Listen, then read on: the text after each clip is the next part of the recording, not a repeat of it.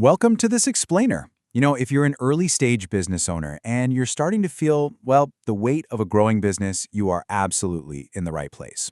We're going to take a super practical, grounded look at how to actually prep your foundation for whatever comes next. Let's start with the core reality we really need to face, and it goes like this. Growth is not just more activity. Growth adds pressure. The question is whether the structure underneath the business is ready to carry that pressure. Think about it. Growth isn't just, getting more money or landing more clients. It's like adding literal structural weight to a building. When you're just starting out, those informal habits and, frankly, undocumented decisions, they usually work perfectly fine. You can kind of just keep the whole operation in your head. But as you hit that next stage, all that added weight makes an informal foundation incredibly fragile. Those casual operations and quick handshake agreements that got you off the ground, they'll crack the second real pressure hits the system. Now, to be clear, today we are focusing purely on formation and structure. That's a really important boundary to set.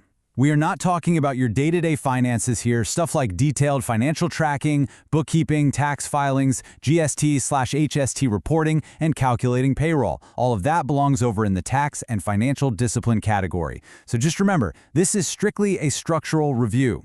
So before you can actually strengthen your foundation, you've got to know exactly what kind of weight is coming. You need to define your next move. What does your next stage actually look like? Are you gearing up to hire your first employee? Are you looking into borrowing money, adding partners, or maybe incorporating? Or maybe you're about to sign some much larger contracts or expand into more formal systems.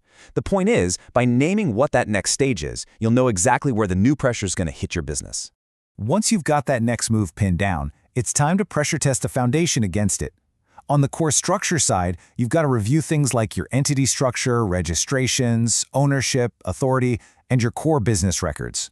Then, looking over at risk and control, you'll want to check your agreements and contracts, insurance, risk exposure, and figure out your professional review needs. We're basically checking if these specific areas are solid enough to support your move. And just a quick reminder, this is a structural review. It's not legal, tax, lending, insurance, employment, or accounting advice. Now, I want to offer a little bit of reassurance here. The goal is stability, not perfection. You absolutely don't need to fix every single gap all at once. That's exhausting. Instead, just prioritize the gaps that threaten to cause meaningful friction. Focus on anything that creates risk, delay, confusion, or cost. If a structural gap doesn't trigger one of those four things, it's probably just not your biggest priority right now. Ultimately, what you want to walk away with is a short foundation strengthening plan. For every area we just talked about, you're going to sort it into one of 5 steps. 1. Confirm it's solid as is. 2. Document it so it's finally out of your head. 3. Update it because the business has changed. 4. Review professionally. And 5. Just leave it for later. And honestly, step 4 is huge. Seeking professional advice matters deeply when the consequences of your next move are significant. So, to wrap things up, keep this in mind. This is the third guide in the Review Your Structure Maturity Path.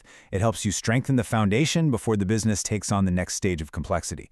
Use the Next Stage Foundation check to identify what should be confirmed, documented, updated, or reviewed before moving forward.